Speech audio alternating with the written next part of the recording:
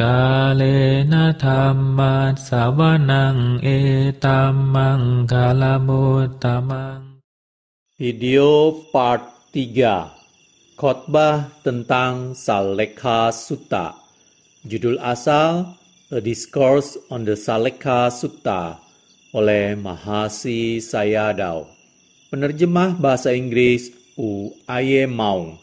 Penyunting bahasa Inggris Bhikkhu Pesala. Penerjemah bahasa Indonesia Indra Anggara.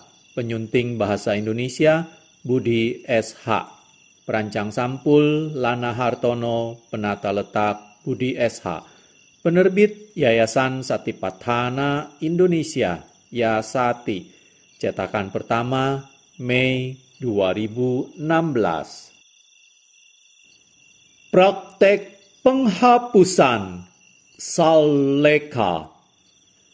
Salekha Sutta menyebutkan 44 jenis perbuatan, ucapan, dan pikiran tidak baik yang harus kita hindari untuk mengatasi kotoran batin, yaitu 1.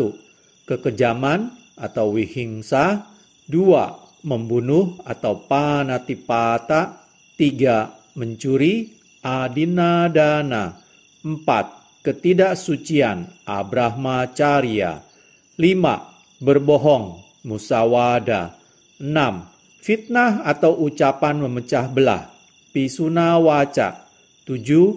Menghina atau ucapan kasar, parusa waca, 8. Omong kosong atau gosip, sampapalapa, 9. Ketamakan, abhija, 10. Niat buruk, vyapada, 11. Pandangan salah, micchaditthi, 12. Pemikiran salah, miccha sangkapa, 13. Ucapan salah, miccha waca, 14. Perbuatan salah, miccha kamanta, 15. Penghidupan salah, miccha jiwa, 16. Usaha salah, miccha wayama, 17. Perhatian salah, miccha sati, 18. Konsentrasi salah, miccha samadhi, 19. Pengetahuan salah, miccha nyana, 20. Pembebasan salah, miccha vimutti, 21. Kelambanan dan ketumpulan, thinamidha, 22. Kegelisahan, uddhaca, 23. Keragu-raguan, wicikicca, 24. Kemarahan, kodha, 25. Dendam, upanaha, 26. Rasa tidak berterima kasih, makha, 27. Keangkuhan, palasa, 28. Iri hati, isa, 29. Kekikiran, maccharya, 30. Kemunafikan, sathya, 31. Kepalsuan, maya, 32. Tidak hormat, thamba, 33. Menilai diri terlalu tinggi, atimana, 34. Keras kepala, dubbaca, 35. Teman yang jahat, papamita, 36. Kelengahan, pamada, 37. Sikap skeptis, asaddhata, 38. Tidak malu, ahirika, 39.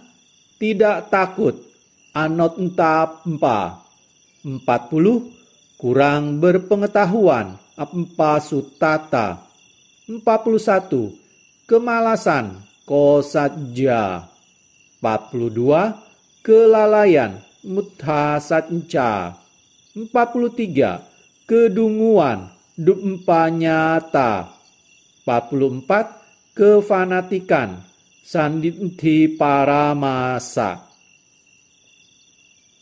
Penjelasan atas penghapusan. Absorpsi itu sendiri tidak menjamin padamnya kotoran batin secara total. Pemadaman sepenuhnya memerlukan terselesaikannya secara sempurna latihan diri dalam hal moralitas, sila, konsentrasi, samadhi, dan kebijaksanaan, panya, yang bekerja melawan kotoran batin. Untuk sampai di sana, meditator harus mencapai setidaknya tingkat memasuki arus. Pada tahap ini, pandangan salah, kefanatikan, sikap skeptis, keinginan untuk membunuh, singkatnya, semua kotoran batin yang dapat mengantarkan seseorang menuju alam rendah dicabut. Pemadaman ini sangatlah penting. Konsentrasi, absorpsi, kekuatan batin, dan cahaya istimewa memiliki nilai rendah tanpa padamnya kotoran batin. Bagi meditator non-Buddhis, pencapaian absorpsi dan mempertahankannya hingga kematian berarti kelahiran kembali dengan usia yang sangat panjang di alam Brahma. Tetapi, ketika waktunya tiba, ia akan kembali ke alam dewa atau manusia, dan kemudian kecenderungannya atas kenikmatan indria dan perbuatan buruk akan mengantarkannya kembali menuju alam-alam rendah. Selain itu, meditator Buddhis yang berpuas diri karena pencapaian absorpsinya menjalani kelahiran kembali tidak lebih baik daripada meditator non-Buddhis dengan pencapaian absorpsi. Dalam hal bahwa ia masih rentan pada bahaya terjatuh ke alam rendah. Tetapi, ia harus menjadikan absorpsi sebagai dasar bagi latihan meditasinya. Ia dapat membebaskan diri dari bahaya demikian. Sang Buddha mendesak para siswanya agar tidak berpuas diri atas absorpsi, melainkan berlatih penghapusan yang akan memastikan pelenyapan total dari kecenderungan tidak baik. Kekejaman, vihingsa, _1. Aturan pertama yang diajarkan oleh Sang Buddha kepada para siswanya adalah tanpa kekejaman atau awihingsa. Kita harus menghindari menyakiti makhluk hidup apapun, karena kita pun tidak ingin disakiti. Doktrin ahimsa dapat diterima oleh semua makhluk hidup. India sangat menghargai doktrin tanpa kekejaman ini. Doktrin ini menempati urutan teratas dalam 5 aturan perbuatan utama yang dianut oleh kaum Jain. Akan tetapi, kaum Jain bahkan lebih ekstrim lagi dalam menafsirkan tanpa kekejaman. Dari sudut pandang mereka, air dingin, tanaman hijau, dan tanah adalah makhluk hidup. Jadi kita tidak boleh menyakitinya. Aturan Winaya melarang merusak tanaman dan menggali tanah, ditetapkan untuk menghindari kontroversi dan niat buruk. Pada kenyataannya, tanaman dan tanah bukanlah makhluk hidup, dan mereka yang non-bhikkhu yang memotong tanaman atau menggali tanah sama sekali tidak melakukan kejahatan. Akan tetapi, Buddha Dhamma mengajarkan agar kita tidak menyakiti makhluk hidup apapun, baik besar ataupun kecil, yang bisa merasakan kesakitan dan kenyamanan. Praktek tanpa kekejaman lebih mulia daripada absorpsi. Untuk memahami hal ini, kita harus memahami bahwa ada 3 tingkat kotoran batin. Pertama, kita memiliki tingkat kekejaman yang menyakiti makhluk hidup secara fisik atau melalui ucapan. Kotoran batin berupa pelanggaran atau witikama kilesa. Moralitas adalah penangkal bagi jenis kotoran batin ini. Seseorang yang menjunjung moralitasnya tidak akan menyakiti makhluk lain. Ia mungkin memendam sakit hati, tetapi karena pertimbangan moralitasnya, maka ia tidak mengungkapkannya secara fisik ataupun ucapan. Pikiran-pikiran agresif yang kita miliki disebut kotoran batin aktif, pariyuttana kilesa. Kita harus mengatasi jenis kotoran batin ini melalui konsentrasi akses dan pencapaian konsentrasi yang berasosiasi dengan absorpsi. Konsentrasi pada sebuah objek seperti nafas masuk dan keluar akan menetralisir pikiran tidak baik. Ini adalah meninggalkan kotoran batin melalui penekanan, wikkhambana pahana, yang oleh kitab komentar diumpamakan dengan menyingkirkan ganggang di permukaan kolam dengan melemparkan sebuah pot ke dalamnya. Meditator mungkin terbebas dari niat tidak baik dalam kondisi kesadaran jhana selama bertahun-tahun. Tetapi, bagaikan permukaan air yang akan dikotori lagi oleh ganggang, pikiran sang meditator akan dikotori kembali ketika ada penyebab bagi munculnya kotoran batin. Seperti dalam kasus dua biku Sri Lanka yang memiliki kekuatan batin. Keinginan agresif berdiam pasif dalam diri seseorang yang tidak mengamati fenomena batin jasmani yang muncul dari 6 indria, atau yang belum mencapai tingkat yang tidak kembali, anagami. Dan keinginan tersebut muncul begitu berada dalam situasi yang mendukung. Istilah Pali untuk hal ini adalah kotoran batin laten, anusaya kilesa. Peristiwa fisik atau batin yang lolos dari pengamatan kita dan berlalu tanpa efek pada suatu waktu mungkin membuat kita marah ketika teringat kembali. Kotoran batin laten demikian harus dilenyapkan melalui pengetahuan pandangan terang. Meditator yang secara terus-menerus mengamati dan mencatat segala fenomena batin jasmani tidak akan ternodai ketika berhadapan dengan objek indria yang menyerang. Baginya, segala sesuatu adalah sementara, tunduk pada ketidakkekalan, ketidakmemuaskan, dan tanpa diri. Juga kontak dengan sebuah objek indria dan ingatan terhadapnya tidak akan membuatnya marah. Ini adalah cara untuk mengatasi serangan kotoran batin melalui meditasi dengan meninggalkannya secara sementara. Tadanga pahana. Setiap objek yang gagal dicatat adalah sumber yang berpotensi bagi munculnya niat buruk. Akan tetapi, meditasi adalah praktek dasar yang memungkinkan seseorang untuk mencabut penyebabnya. Begitu seseorang mencapai tingkat memasuki arus sotapanna, maka ia terbebas dari bentuk kebencian yang kasar yang dapat mengantarkannya menuju alam rendah. Pada tingkat kedua yang kembali sekali, sakadagami, kebencian menjadi semakin lemah. Sedangkan pada tingkat yang tidak kembali, anagami, kebencian menjadi padam sepenuhnya. Praktek penghapusan menuntut meditator untuk mencegah serangan kotoran batin hingga pencapaian tingkat yang tidak kembali, anagami. Karena itu, hal ini jauh lebih mulia daripada absorpsi. Para meditator di pusat meditasi kami menekuni praktek penghapusan. Penghapusan merupakan satu kesatuan dengan moralitas mereka.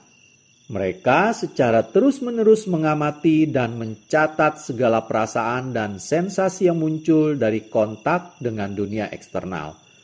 Dan setiap momen kesadaran berarti penekanan terhadap serangan kotoran batin. Setelah beberapa waktu, mereka melenyapkannya sepenuhnya. Hal ini selaras dengan ajaran Sang Buddha dalam Sallekha Sutta. Orang lain mungkin menyakiti makhluk-makhluk hidup, akan tetapi kami tidak akan menyakiti makhluk hidup apapun. Demikianlah, kalian harus melatih penghapusan yang akan mengurangi kotoran batin. Ajaran ini juga berlaku pada 43 kotoran batin lainnya. Ini menyangkut tahap praktis penghapusan. Sang Buddha juga mengajarkan tahapan refleksinya. Pemikiran tentang penghapusan. Cunda, aku katakan bahwa bahkan sekedar pemikiran tentang kualitas baik adalah sangat bermanfaat bagimu. Hanya sekedar pemikiran atas praktek kedermawanan atau dana, menjalankan moralitas, sila, dan melatih pengembangan pikiran bhawana adalah sangat bermanfaat. Sekedar niat untuk menjalankan aturan-aturan moral, mendengarkan khotbah dhamma, atau mempraktekkan meditasi dapat menghasilkan kebahagiaan duniawi atau surgawi. Saat berada di atas ranjang kematiannya, Manta Kundali, seorang putra orang kaya, melihat Sang Buddha dan sangat terinspirasi oleh pemikiran baik sehingga ia menjadi dewa di Tawatimsa. Seekor kodok begitu gembira mendengar suara Sang Buddha sehingga ia menjadi dewa setelah kematiannya. Tepat setelah parinibbana Sang Buddha, seorang perempuan dari Raja Gaha berniat untuk mempersembahkan bunga pada sebuah pagoda. Tetapi dalam perjalanannya itu ia tertanduk mati oleh seekor kerbau. Kemudian ia mendapati dirinya berada di dalam sebuah kereta emas di antara para pengikut Dewa Sakka, penguasa Tawatingsa. Melihat sifat menguntungkan dari pemikiran-pemikiran baik ini, hampir tidak perlu untuk membicarakan tentang manfaat-manfaat yang dihasilkan dari melakukannya dalam praktek. Kemakmuran di alam manusia atau surga berakar dari pemikiran baik demikian. Pemikiran ini menghasilkan tindakan yang pada gilirannya mengarah menuju kebahagiaan di dunia dan di alam surga. Usaha untuk menjadi seorang Buddha atau seorang arahan juga dimulai dari pemikiran-pemikiran baik. Para meditator di pusat meditasi ini didorong oleh pemikiran-pemikiran demikian, dan pada akhirnya akan memperoleh pencerahan yang mereka cari. Demikianlah, bahkan konsepsi atas gagasan, pemikiran, atau keinginan yang baik adalah sangat penting. Sang Buddha berkata, "Cunda, sekedar pemikiran tidak mencelakai adalah bermanfaat. Engkau harus melatih pikiran. Orang lain mungkin menyakiti makhluk-makhluk hidup, tetapi aku tidak akan menyakiti makhluk hidup apapun." Penghindaran. Metode pendekatan lain dari jalan penghapusan adalah penghindaran atau parikkamanawara. Di sini, Sang Buddha menyebutkan contoh jalan yang aman dan pelabuhan yang aman. Misalkan, ada dua jalan, satu aman dan yang lainnya berbahaya. Atau dua pelabuhan, satu aman dan yang lain berbahaya. Seseorang dapat menghindari jalan berbahaya dan pelabuhan berbahaya dengan cara mengambil jalan aman dan menggunakan pelabuhan aman. Demikian pula, jika seseorang mengikuti jalan tanpa kekejaman, berarti ia menghindari jalan kekejaman. Walaupun sutta merujuk pada orang-orang yang kejam, namun ajaran Sang Buddha berlaku juga pada orang yang tidak kejam.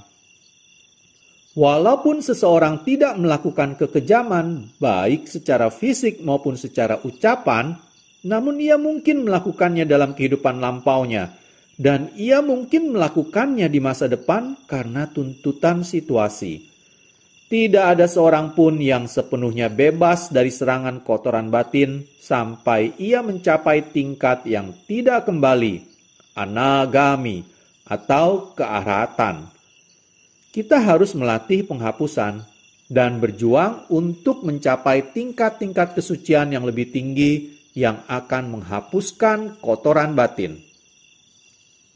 Peningkatan spiritual.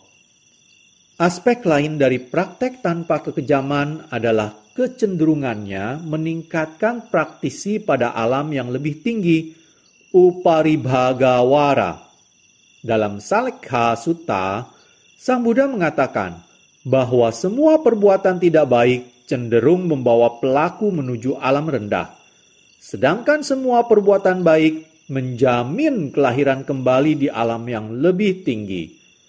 Semua perbuatan tidak baik memiliki akar-akar keserakahan, lobha, kebencian, dosa, dan delusi, moha.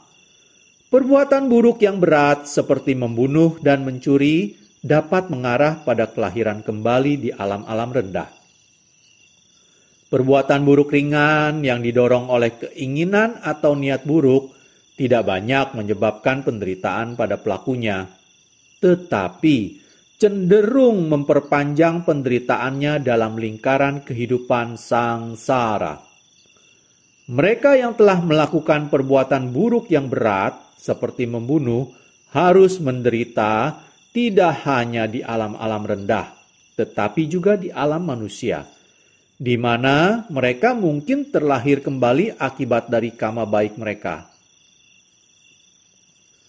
Akibat dari perbuatan buruk mengikutinya dalam banyak kehidupan, berupa umur kehidupan yang singkat, penderitaan fisik, kemiskinan, dan sebagainya. Kesehatan yang buruk seringkali merupakan akibat karma menyakiti yang dilakukan dalam kehidupan sebelumnya. Akibat yang terbaik dari suatu perbuatan buruk akan mengarah menuju kelahiran kembali sebagai orang miskin, dewa yang malang di alam surga, dan yang terburuk adalah kesengsaraan di awici, alam neraka terendah. Pada masa Buddha Kakusanda, Mara bernama Dusi seketika terjatuh di neraka awici karena melakukan perbuatan jahat terhadap Sang Buddha dan para arahan. Di pihak lain, perbuatan baik seperti kedermawanan dan moralitas cenderung membawa pelaku ke alam kehidupan yang lebih tinggi, di alam manusia, alam-alam dewa, dan alam-alam Brahma.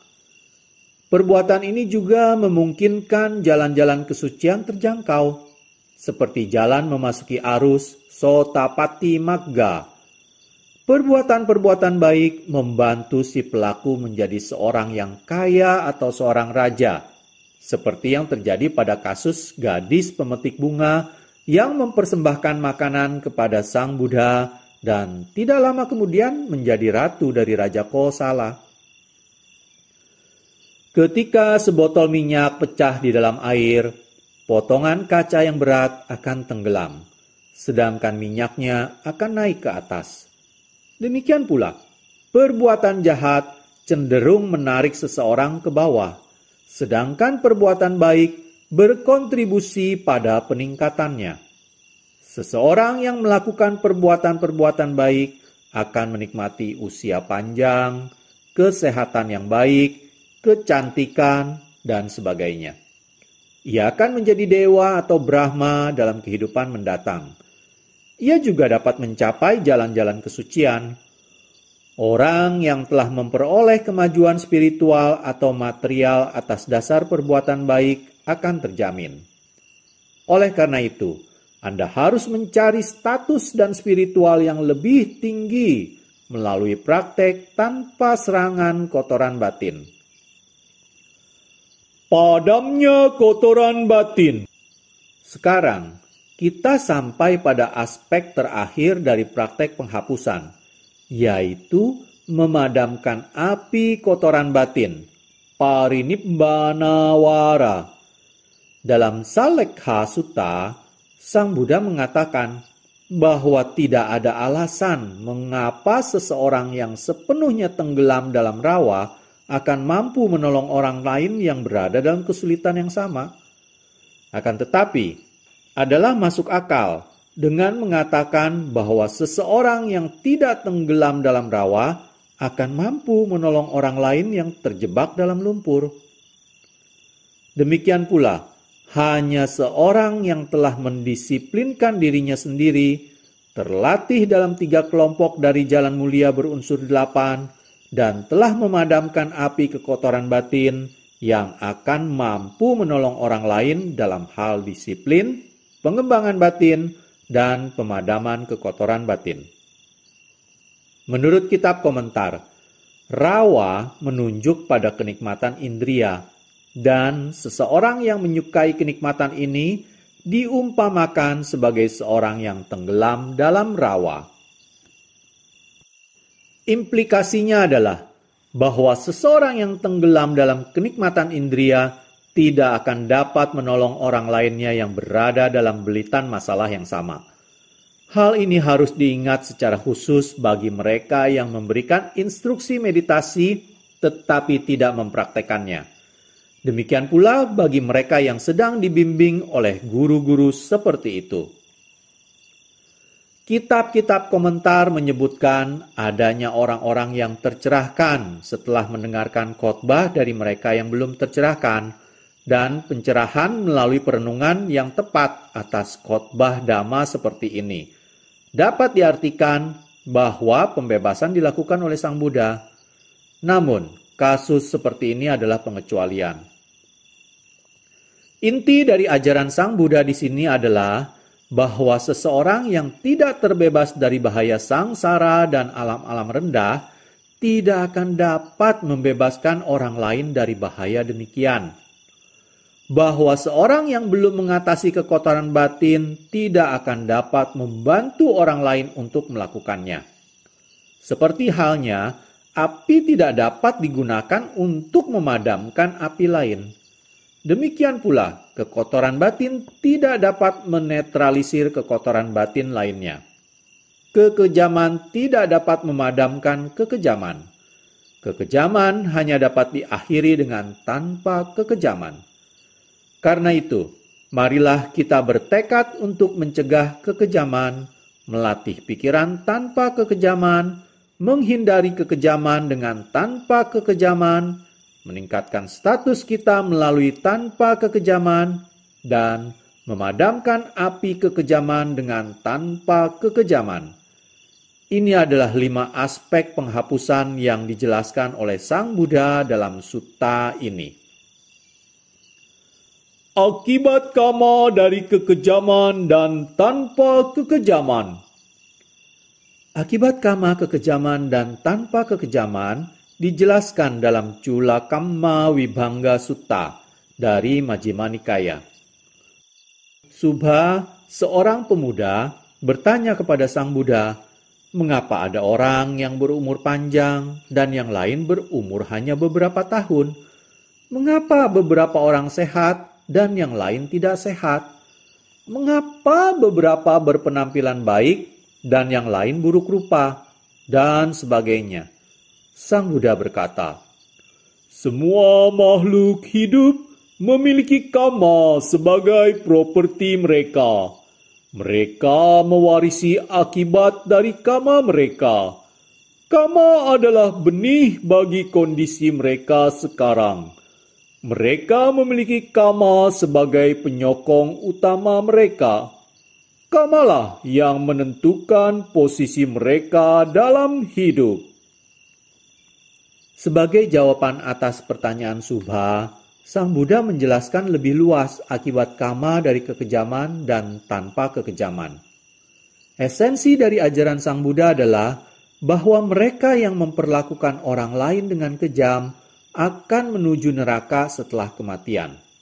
Setelah terbebas dari neraka, mereka akan menderita banyak penyakit dimanapun mereka dilahirkan. Sebaliknya, alam-alam surga adalah alam tujuan bagi orang-orang baik yang mempraktekkan tanpa kekejaman. Dan ketika terlahir kembali sebagai manusia, mereka terbebas dari penyakit dan memiliki kesehatan. Kisah Putigata Tisa Thera. Konsekuensi karma dari kekerasan dan kekejaman terlihat jelas dalam kisah Bhikkhu Tissa yang tinggal di Sawathi pada masa Sang Buddha. Ketika melatih diri dalam disiplin moralitas, konsentrasi, dan kebijaksanaan, bhikkhu itu jatuh sakit. Bisul muncul di tubuhnya dan semakin membesar hingga pecah dan berubah menjadi borok menjijikan. Tulang belulangnya rusak dan hancur. Badannya membusuk dan bahkan sanak saudara dan murid-muridnya berhenti merawatnya. Hal ini bukan hal yang aneh, karena orang pada umumnya tidak memiliki kesabaran bahkan terhadap orang tua mereka sendiri jika mereka menjadi korban dari penyakit kronis yang tidak dapat disembuhkan.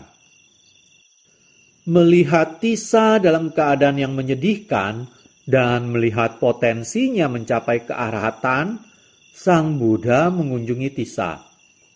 Para bhikkhu di sana tidak dapat lagi bersikap tidak peduli.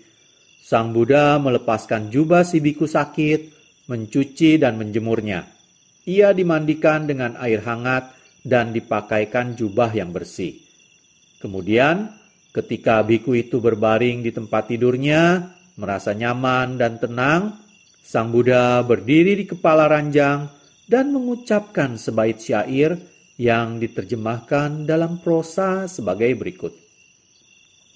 Tissa, tidak lama lagi tubuhmu akan tanpa kesadaran dan dibuang di pemakaman oleh temanmu para bhikkhu. Tubuhmu akan terbaring di sana bagai sebatang kayu tanpa guna. Dengan syair ini, Sang Buddha mengingatkan Tissa perlunya melatih dhamma, karena ia tidak memiliki apapun yang dapat diandalkan di saat terakhirnya. Begitu ia mati, tidak ada siapapun yang peduli pada mayatnya. Tubuhnya akan membusuk dan menjijikkan dalam beberapa hari. Akan ditinggalkan di pemakaman, seperti halnya orang mengambil hanya kayu yang bagus untuk membuat kursi, tempat tidur, dan sebagainya, dan meninggalkan kayu yang tidak berguna di hutan. Relik-relik arahat. Karena ia telah berlatih sebelumnya, Tissa menjadi arahat saat mendengarkan syair tersebut. Dan tidak lama kemudian ia meninggal. Sang Buddha membakar mayatnya dan tulang belulangnya disemayamkan dalam sebuah pagoda atau cetia. Tulang belulang yang tersisa setelah kremasi seorang arahat yang meninggal adalah apa yang kita sebut relik atau dhatu. Umat Buddha di Myanmar biasanya percaya bahwa relik-relik para arahan adalah objek-objek bulat seperti relik Sang Buddha. Hal ini tidaklah benar. Hanya relik Sang Buddha yang menyerupai bola kecil sebagai akibat dari tekadnya. Ketika kami pergi ke Kalkuta untuk menerima dan membawa relik-relik kedua siswa utama ke Myanmar, kami mendapatinya hanya seperti tulang belulang biasa. Tidak diragukan bahwa relik-relik para arahan lainnya juga tidak lebih daripada tulang belulang manusia biasa. Oleh karena itu, kepercayaan bahwa relik dari seorang suci berubah menjadi bentuk bola setelah kremasi tidak perlu dianggap serius. Kehidupan lampau Tissa. Para bhikkhu bertanya kepada Sang Buddha tentang nasib rekan mereka yang baru meninggal. Sang Buddha menjawab bahwa ia telah mencapai nibbana. Mereka bertanya kepada Sang Buddha, mengapa Tissa mengalami penderitaan demikian hebat walaupun ia berpotensi mencapai kesucian? Menurut Sang Buddha, Tissa adalah seorang penangkap burung pada masa Buddha Kassapa. Ia membunuh dan menjual burung-burung. Terhadap burung-burung yang tidak terjual pada akhir hari, ia mematahkan sayap dan kaki mereka. Karena tidak ada lemari pendingin pada masa itu, ini adalah cara untuk menjaga agar burung-burung itu tetap segar dan hidup. Karena melukai dan membunuh burung-burung, ia menderita lama di neraka. Dan ketika terlahir kembali di alam manusia, ia menderita banyak penyakit. dalam kehidupan terakhirnya, kama buruknya bekerja hingga puncak. Pencapaian kearahatannya adalah sebagian karena makanan yang ia persembahkan kepada seorang arahat, sambil bertekad untuk mencapai kesucian pada masa kehidupannya sebagai seorang penangkap burung. Mereka yang baik dan menghindari kekejaman akan terbebas dari penyakit dan kesehatan yang buruk pada kehidupan mendatang, seperti halnya dengan Bakulathera. Ketika saya sedang berada di Maulamying, saya bertemu seorang perempuan yang kesehatannya sangat menakjubkan. Ia berusia awal 60-an dan tidak pernah meminum obat serta tidak pernah jatuh sakit seperti sakit kepala atau flu. Wilayah Maulamying di mana saya menetap sedang terjangkit malaria dan saya terserang setiap 2 atau 3 bulan.